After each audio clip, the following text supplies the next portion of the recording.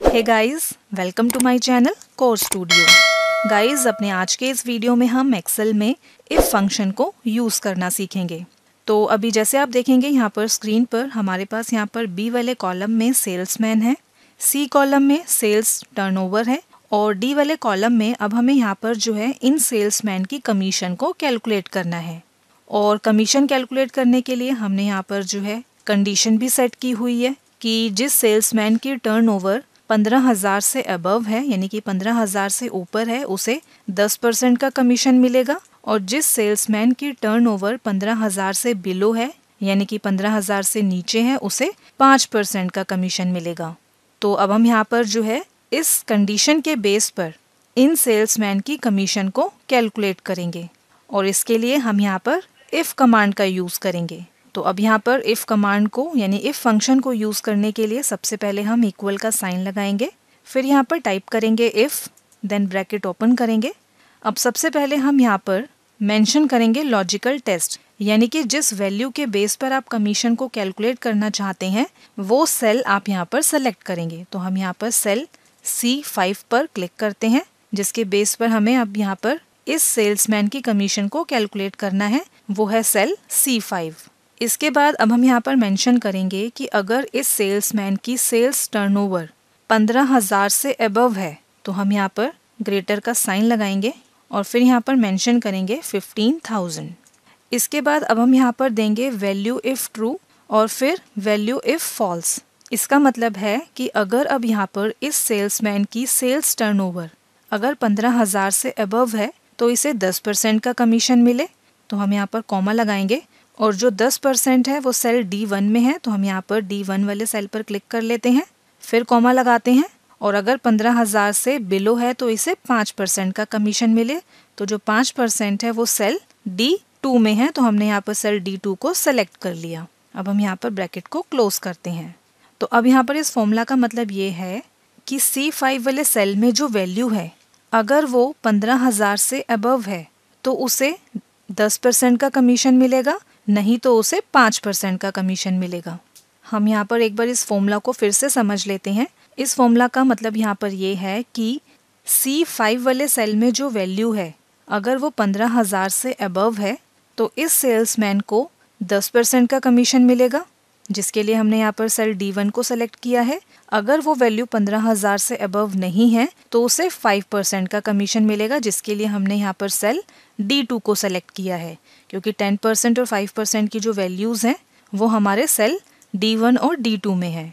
अब हम यहाँ पर एंटर की प्रेस करते हैं तो आप देखेंगे यहाँ पर जो हमारे पास रिजल्ट आया है वो आया है 5%, क्योंकि यहाँ पर इस सेल्समैन की जो टर्नओवर है वो है 12,000, जो कि 15,000 से नीचे है, तो इसलिए इसे यहाँ पर 5% का कमीशन मिला है। और इसी तरह से अब हमें यहाँ पर जो है बाकी के सेल्समैन के लिए भी इनकी कमीशन को कैलकुलेट करना है। तो हम क्या करेंगे, सिंपली यहाँ पर इस सेल के बॉटम राइट साइड में आएंगे और यहाँ पर जैसे ही प्लस का साइन बनेगा सिंपली डबल क्लिक कर देंगे। तो आप देखेंगे कि जैसे ही हमने अपने फॉर्मूला को नीचे की तरफ फिल किया, इसने हमें यहाँ पर जो है सेल D6 में 0% दिखा दिया, D7 में कमीशन दिखा दिया। अभी जैसे अगर हम यहाँ पर सेल D6 पर आते हैं और यहाँ पर अगर हम F2 की प्रेस करते हैं फॉर्मूला को देखने के लिए, तो आप देखेंगे कि इसने यहाँ पर जो है सेल D1 की जगह ले लिया है D2 और D2 की जगह पर यहाँ पर ले लिया है D3। इसी तरह अगर हम अपने अगले वाले सेल पर आते हैं और F2 की प्रेस करते हैं तो आप देखेंगे कि अब यहाँ पर इसने जो है सेल D1 की जगह ले लिया है D3 और D2 की जगह ले लिया है D4। तो यहाँ पर इसने ऐसा इसलिए किया है क्योंकि जब भी हम एक्सेल में फॉर्मूला को नीचे की तरफ फिल करते हैं तो उस टाइम पर एक्सेल जो है वो रिलेटिव रेफरेंस को यूज़ करता है, यानी कि जब भी हम किसी फॉर्मूला को नीचे की तरफ फिल करते हैं तो एक्सेल जो है वो हर बार नीचे वाले सेल्स को पिक कर लेता है। तो इसलिए जैसे जैसे हम यहाँ पर नीचे आते हैं और फॉर्मूला को देखते हैं F2 प्रेस करके, तो आप देखेंगे कि हर बार जो है वो सेल नंबर चेंज हो रहा है। आप देख सकते हैं यहाँ पर जैसे जैसे हम यहाँ पर नीचे आते हैं और F2 प्रेस करके फॉर्मूला को देखते हैं तो हर बार जो सेल नंबर है वो चेंज हो रहा है। तो अब हम यहाँ पर चाहते हैं कि सेल D1 और D2 ये दोनों फिक्स रहें, क्योंकि इन्हीं कंडीशंस के बेसिस पर ही हम यहाँ पर कमीशन को कैलकुलेट कर रहे हैं। तो इन कंडीशंस को फिक्स करने के लिए हम यहाँ पर सेल D5 पर आएंगे, F2 फंक्शन की प्रेस करेंगे।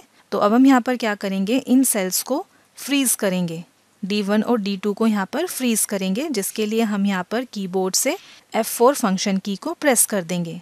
तो आप देखेंगे D1 और D2 दोनों में यहाँ पर डॉलर के साइन लग गए हैं, जिसका मतलब ये है कि अब यहाँ पर ये जो सेल हैं D1 और D2 ये दोनों फ्रीज हो गए हैं, यानी कि फिक्स हो गए हैं। अब हम यहाँ पर एंटर की प्रेस करते हैं और अब हम यहाँ पर फिर से इस सेल के बॉटम राइट कॉर्नर पर आते हैं और डबल क्लिक करते हैं।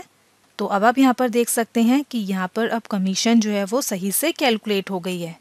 और अब आप यहाँ पर जो है किसी भी सेल पर आकर F2 फंक्शन की प्रेस करके देख सकते हैं कि इसने अब यहाँ पर जो है सेल नंबर को चेंज नहीं किया है। आप देखेंगे कि हर बार यहाँ पर D1 और D2 ही दिखा रहा है, क्योंकि अब हमने यहाँ पर जो है इन सेल्स को फ्रीज कर दिया है, क्योंकि हमें इन्हीं कंडीशन के बेसिस पर ही कमीशन को कैलकुलेट करना है। तो इस तरीके से आप देख सकते हैं कि अब यहाँ पर हमारे पास हर सेल्समैन की जो कमीशन है वो कैलकुलेट होके आ गई है।